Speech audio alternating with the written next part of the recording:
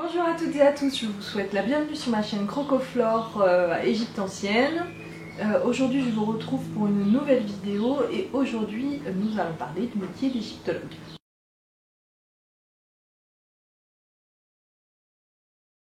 Dans cette vidéo j'aimerais vous parler de qu'est-ce que ça veut dire qu'être égyptologue en 2021. Qu'est-ce qu'on fait concrètement quand on est chercheur en sciences humaines spécialisé dans l'étude de la civilisation pharaonique, puisque en vrai être égyptologue c'est ça que ça veut dire. Et donc l'idée c'est vraiment de vous donner un aperçu. Et là, en fait j'ai eu l'idée de cette vidéo en tombant sur un article que j'ai trouvé très intéressant au demeurant, mais qui en plus j'ai trouvé était très parlant et très qui l'illustrait de manière très claire et très intéressante que c'était qu'être chercheur concrètement. Et je me suis dit que ça pourrait intéresser si vous souhaitez faire des études d'égyptologie et devenir chercheur, de savoir concrètement qu'est-ce que c'est que le métier, qu'est-ce que ça fait un chercheur concrètement ces journées. Je vais commencer en faisant un petit disclaimer parce que moi je ne suis pas égyptologue, je ne suis pas chercheuse en égyptologie, mais il se trouve que j'ai fait des études d'égyptologie jusqu'à un niveau relativement poussé, j'ai un master et j'ai envisagé de faire une thèse, donc j'ai déjà fait des travaux de recherche en égyptologie en tout cas. Et donc je sais ce que c'est, j'en ai fait moi-même et je suis toujours dans ce milieu un peu de recherche, je lis toujours des articles. Voilà, j'essaye de me maintenir un peu dans ce milieu, même si je ne suis pas concrètement moi-même égyptologue.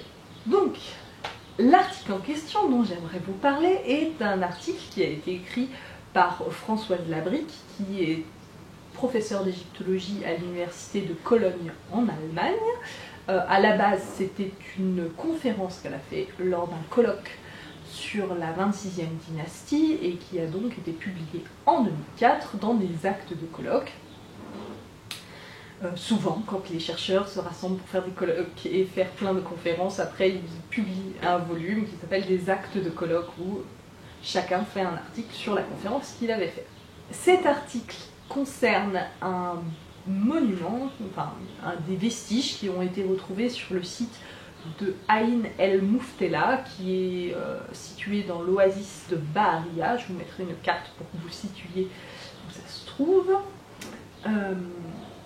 Donc les vestiges en question, le bâtiment a été découvert dans les années 1939-38 et là, Françoise Labrique s'intéresse particulièrement à une pièce en particulier qui est nommée la troisième chapelle. Cette troisième chapelle a la particularité d'être assez mal conservée. En fait, les murs ne sont conservés que sur une hauteur partielle et en gros, on a tout le sous-bassement sur lequel il n'y a rien, il n'est pas du tout décoré, et de la partie qui contenait une scène décorée, on a juste la partie basse. En gros, on a les personnages qui sont conservés jusqu'au haut des chevilles. Donc, on a un mur avec que des pieds. Et ce que je trouve intéressant, c'est que Françoise Labrique arrive à en dire quelque chose. Donc déjà, là, il y a plusieurs éléments sur lesquels j'aimerais revenir qui, moi, me semblent très intéressants. Déjà, la première chose, c'est que le site a été découvert par quelqu'un d'autre que Françoise Labrique. Parce que être égyptologue, ça ne veut pas dire nécessairement être fouilleur. En tout cas, c'est pas du tout synonyme. On a tendance, dans toutes les disciplines archéologiques ont un peu ce problème-là, de cette image un peu en mode Indiana Jones, où en gros on pense que être archéologue ou égyptologue, c'est juste faire des fouilles et découvrir des choses. Et c'est pas le cas, mais même si vous regardez la communication que fait l'Égypte en ce moment autour de justement son patrimoine archéologique. Ils vont vous dire qu'il y a eu telle découverte de sarcophage à Saqqara, on a découvert une super cité à Luxor, vraiment que des choses comme ça de découvertes récentes. Alors certes, oui, c'est bien de montrer qu'il y a toujours des découvertes archéologiques qui sont faites, même en Égypte, tout n'a pas été découvert, mais faire de l'égyptologie, c'est pas juste ça, c'est pas juste être un fouilleur. Et un bâtiment, enfin une structure archéologique qui a été découverte, même si ça fait longtemps qu'elle a été découverte, elle est toujours potentiellement intéressante. Et ça peut toujours être intéressant de revenir l'étudier, même si c'est une découverte de quelqu'un d'autre. Eh bien, elle a toujours de la valeur, elle est toujours intéressante. Autre chose aussi, pareil dans les clichés de l'égyptologie, c'est que en Égypte on est habitué à avoir des trucs qui sont super bien conservés. Vous voyez les temples, je pense aux temples ptolémaïques d'Endera et de Fou, ou même des découvertes comme le tombeau de Toutankhamon, on a tout le trésor, on a de l'or, on a des trucs énormes, monumentaux, qui sont presque comme s'ils avaient été faits hier. Je schématise. Mais c'est vrai que comparé à d'autres disciplines archéologiques comme la préhistoire où finalement si on veut avoir des informations, il faut se contenter de petits bouts de silex et aller regarder leur répartition sur le sol. À nouveau je schématise, mais vraiment on a l'image de l'Égypte, là on a des trucs qui sont bien conservés. C'est vrai, oui, bien sûr, il y a Dendera, il y a des trucs, il y a Edfou, mais il n'y a pas que ça. Et je pense que même ce qui est très bien conservé reste des minorités et que la plupart du temps, on a des vestiges qui sont endommagés, qui sont partiellement détruits. Et tout ce qui a été détruit, eh bien, on ne les retrouvera jamais. Il y a une perte définitive. Et justement, le rôle aussi du chercheur, c'est d'essayer de combler les lacunes et d'essayer de comprendre, de combler les blancs un petit peu, de comprendre ce qui a été perdu et d'émettre des hypothèses sur qu'est-ce qu'il y avait. Mais on n'est jamais sûr en fait, on ne sera jamais sûr effectivement que le chercheur a raison. Parce qu'il n'y a rien qui prouve, c'est pas comme la science dure où il y a un calcul, soit il est réussi, soit il est raté. Mais non, là, concrètement, si vous émettez l'hypothèse que sur votre scène où il manque le bras, votre bras il est comme ça et pas comme ça, oui, pourquoi pas, vous pouvez donner des arguments, mais si quelqu'un d'autre arrive à côté et donne d'autres arguments, on ne sera jamais sûr exactement de qu'est-ce qu'il y avait, parce que c'est perdu. Donc pour en revenir à l'article en question, donc nous avons sur ce mur juste des petits bouts de pied avec les chevilles, mais ces pieds-là ont la particularité d'être un peu différents les uns des autres. Certains ont des caractéristiques, ils sont de tailles différentes, ils sont positionnés de manière différente, et en particulier, il y a une série de pieds qui sont de taille beaucoup plus importante, et surtout qui sont positionnés avec les orteils d'un côté qui tournent, un à droite, un à gauche, et donc on peut déjà, d'une part, vu que c'est les seuls qui sont gros comme ça, les associer et savoir que c'est des pieds d'un même personnage.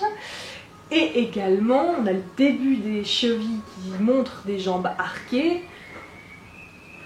Et quand on a fait de l'égyptologie, quand on s'intéresse à l'Égypte et qu'on commence à avoir une certaine culture de l'Égypte, on sait que des personnages représentés de face avec les jambes arquées, ça correspond au dieu Bès.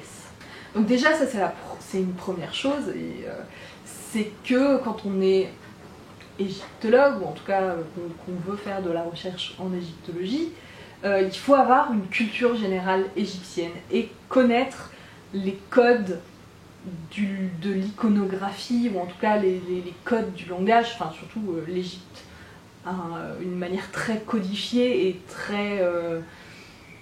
oui, je sais pas d'autres termes, mais finalement, l'Égypte, elle représente les choses d'une manière et pas de 50 façons. Et c'est ce qu'on fait finalement quand on fait des études d'égyptologie, c'est qu'on va voir un panel de choses on va étudier plein de choses qui ont été découvertes en Égypte, pour aussi acquérir une certaine connaissance des codes. Là, en l'occurrence, c'est des codes iconographiques de l'Égypte, et on apprend que si les pieds sont écartés, c'est qu'on a la position, enfin que les personnages sont représentés tous avec les pieds de profil, et que les seuls où les pieds se regardent, c'est que c'est représenté de face, et là on sait que les personnages représentés de face, il n'y en a pas 50 en Égypte ancienne. Si Françoise Labrique s'intéresse à ces murs et à ces pieds en particulier, et donc à ces bèsses qui ont l'air de taille vraiment monumentale,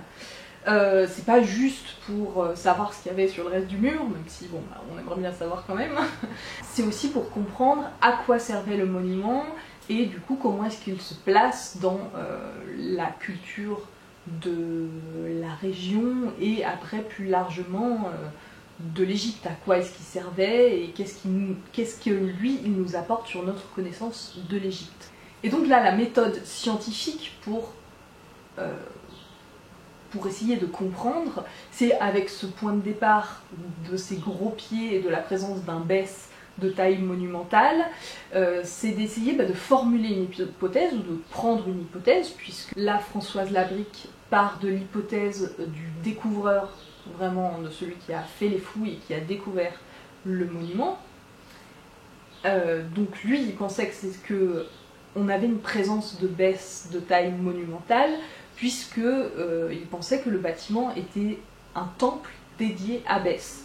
Et donc Françoise Labrique part de cette hypothèse, et après elle donne un certain nombre d'arguments pour soit étayer, soit en l'occurrence plutôt réfuter cette thèse, et essayer de comprendre. Et c'est toujours un peu comme ça, c'est une démarche, on émet une hypothèse, on étudie une hypothèse, et on va essayer de trouver des arguments qui nous font valider ou invalider cette hypothèse. En égyptologie, ce qu'on fait le plus souvent dans ce cas-là, c'est qu'on va rechercher des parallèles. Alors un parallèle, qu'est-ce que c'est? C'est un élément qui est comparable, et pour lequel, de préférence, on va avoir un contexte qui est mieux connu, et ou au moins un contexte différent qui nous donnera une information différente et supplémentaire, qui va nous permettre de comprendre pourquoi est-ce qu'on a cet élément-là dans ce bâtiment. Il existe des parallèles de sorte un peu différente, ça peut être aussi lié au positionnement. Elle essaye de réfuter d'abord l'hypothèse selon laquelle le temple est dédié à Bès, et elle va donc chercher d'autres endroits où on a trouvé des bès qui sont également de taille monumentale. Et il se trouve que ce qu'elle trouve comme autres bès, c'est des bès qui soit sont positionnés plutôt à l'entrée des temples, ce qui, à nouveau, quand on a une culture générale égyptologique, nous montre que quand on a un temple qui est dédié à un dieu, le dieu on va plutôt le trouver tout au fond du temple qu'à l'entrée du temple. Donc là en l'occurrence, quand on trouve un bès monumental à l'entrée du temple, ça nous fait dire que ça ne veut pas dire nécessairement que le temple est dédié à ce dieu-là. Et pareil, il existe aussi des bès monumentaux qui sont représentés dans des salles de temples dont on connaît le propriétaire et dont le propriétaire est différent, notamment un temple d'Hathor ou ce genre de choses, ce qui fait que on sait que la présence d'un bès monumental ne signifie pas nécessairement que, et au contraire même, on les trouve dans un contexte où le temple n'est pas spécialement dédié, en tout cas, à Bès. C'est plutôt des arguments qui sont liés au positionnement de l'élément par rapport à la structure archéologique. Après, elle recherche également, pour essayer de plus comprendre la scène en question, elle recherche plutôt des éléments de détail iconographiques, notamment là, la présence d'une fleur de lotus qui est tenue par Bès.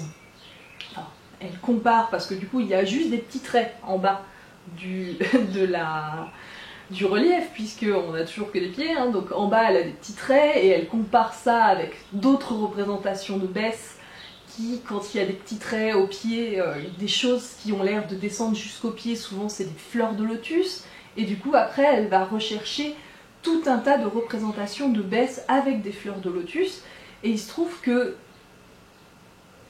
comme l'iconographie égyptienne est assez codifiée, souvent si un élément a été mis, c'est qu'il y a une raison, et il se trouve que là elle se retrouve avec à chaque fois ce bès qui est lié à des fleurs de lotus. Ça a l'air d'être toujours en rapport avec le retour d'Hathor, le mythe de la déesse lointaine, et après elle va regarder les autres éléments qu'on peut identifier dans le relief, en particulier ben là il y a un prêtre, un animal plutôt un capridé, et ce sont des éléments qu'on trouve également associés et qui permettent effectivement d'étayer l'hypothèse que peut-être bien ce bès est en rapport avec le mythe de la déesse dangereuse, enfin le mythe de la déesse lointaine et le retour apaisé d'Hathor.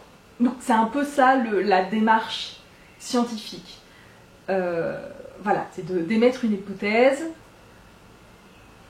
d'essayer de trouver des arguments, et les arguments on les trouve en essayant de voir si ailleurs on a des éléments qui sont à peu près similaires et qui sont mieux compris.